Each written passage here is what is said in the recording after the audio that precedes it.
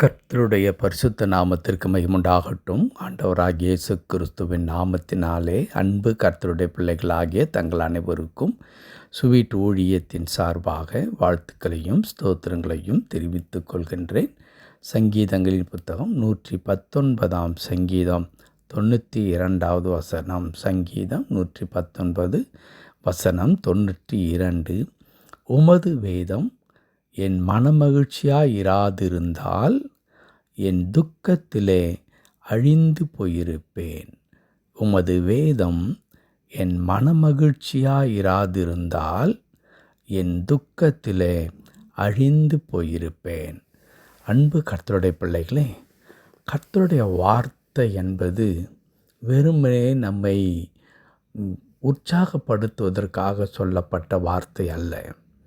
கர்த்தருடைய வார்த்தை என்பது அது 7 தரம் புடமிடப்பட்ட சுத்த பொன்னுக்கு ஒப்பாயிருக்கிறது என்று இதே சங்கீதக்காரன் சொல்வதற்கு காரணம் என்னவென்று சொன்னால், ஒரு மனிதன் கர்த்தருடைய வார்த்தைக்கு தன் வாழ்க்கையில் இடம் கொடுக்கும் பொழுது அந்த வார்த்தை அவன் உள்ளத்தில் வருமானால் அந்த வார்த்தை அவனுக்குள்ளாக பலவிதமான மாற்றங்களை உண்டாக்கும். விதைக்கு ஒப்பாக கடவுளுடைய வார்த்தைகள் சொல்லப்படுகிறது. அதை ஆண்டவரே குறிப்பிட்டார் என்று சொல்லி நான் பலமுறை பேசியிருக்கிறேன். விதை என்பது அது அமைதியாக இருக்கவே இருக்காது.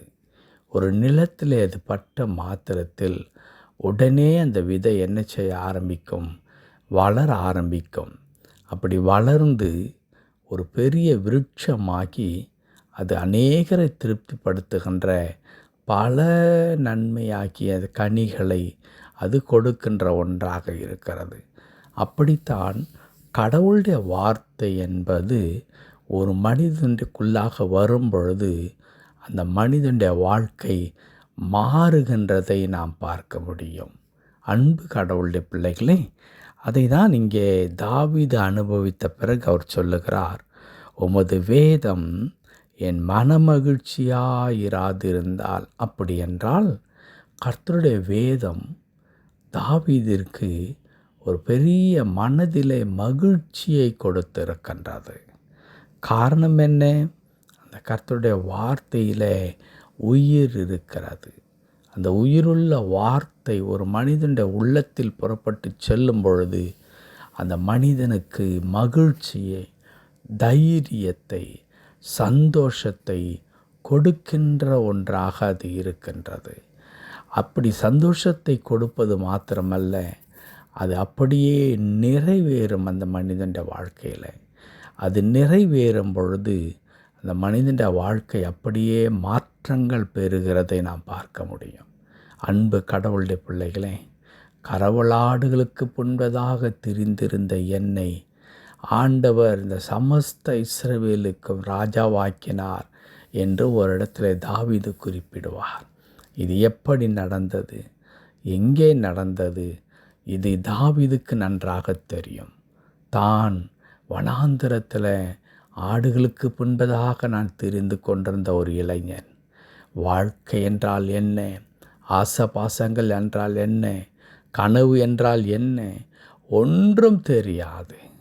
இரவும் பகலாக தன் தந்தை தன் கையிலே ஒப்பு கொடுத்த ஆடுகளை பத்திரமாய் பார்த்து கொள்ள வேண்டும் என்ற ஒரு இலக்கை தவிர தாவீதிற்கு வேறு ஒன்றும் தெரியாது. ஆனால் அந்த தாவீதிற்கு ஆண்டவர் ஒரு மாபெரும் திட்டத்தை வைத்திருந்தார். அந்த திட்டத்தை நிறைவேற்றும்படி தாவீதினிடத்தில் ஆண்டவர் சென்றார். தாவீதை தன் பக்கமாக இழுத்து கொண்டார். இன்றைக்கு தாவீது சொல்லுகிறார், நான் கரவலாடுகளுக்கு பின்பதாக தெரிந்து கொண்டிருந்த ஒரு மனிதன், ஆனால் இன்றைக்கோ இந்த மாபெரும் சிங்காசனத்தில் நான் வீற்றிருக்கின்றேன், ராஜாதி ராஜாவாக நின்றிருக்கின்றேன்.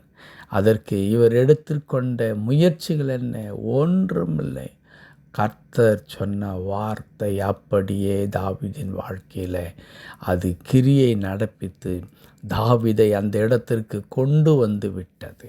அன்பு கடவுளுடைய பிள்ளைகளே, ஆகவே தான் தாவீது சொல்லுகின்றார், உமது வேதம் என் மனமகிழ்ச்சியாய் இராதிருந்தால் என் துக்கத்திலே அழிந்து போயிருப்பேன்.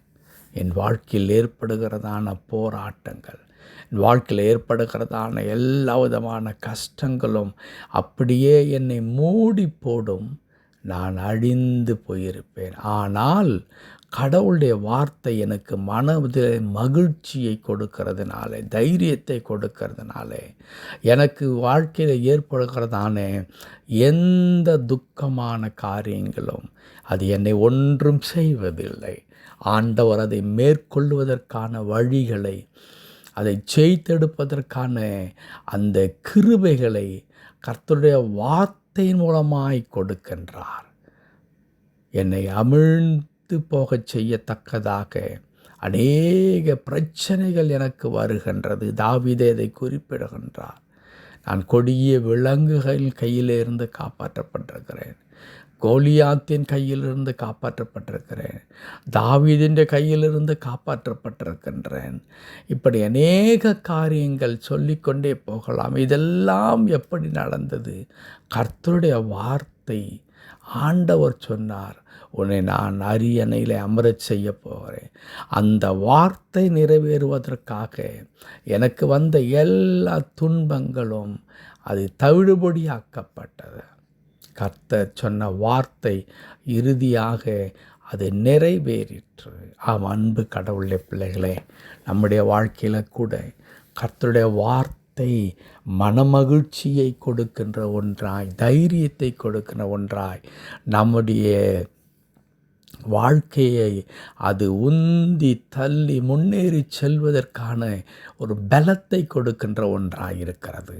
ஆகவே இந்த வேத வசனத்தை நாம் அதிகமாய் நேசித்து இந்த கடவுளுடைய வார்த்தையை நம்முடைய இருதயத்தில் நிறுத்தி கொள்ளத்தக்கதாக நாம் அதை வாசிக்கவும், அதை தியானிக்கவும், அதன்படி செய்யவும் நாம் ஒப்பு கொடுப்போம். கர்த்தருடைய வார்த்தையின் மீது பிரியமாயிருந்து இரவும் பகலும் அதில் தியானமாயிருக்கிற மனுஷன் பாக்கியவான். அவன் நீர்க்கால்களின் ஓரமாய் நடப்பட்டு தன் காலத்தில் தன் கனியை தந்து இலையுதிராதிருக்கிற மரத்தைப் போலிருப்பான். அவன் செய்வதெல்லாம் வாய்க்கும். அன்பு கடவுளுடைய பிள்ளைகளே, கர்த்தருடைய வார்த்தை நமக்கு மனமகிழ்ச்சியை தரும். நாம் செய்வதெல்லாம் வெற்றி பெறுகிற மனிதனாய் நம்மை மாற்றும். ஆகவே கர்த்தருடைய வார்த்தைக்கு இடம் கொடுப்போம். ஆண்டவர் நம்மை ஆசீர்வதிக்கட்டும். May God bless you all. Thank you very much.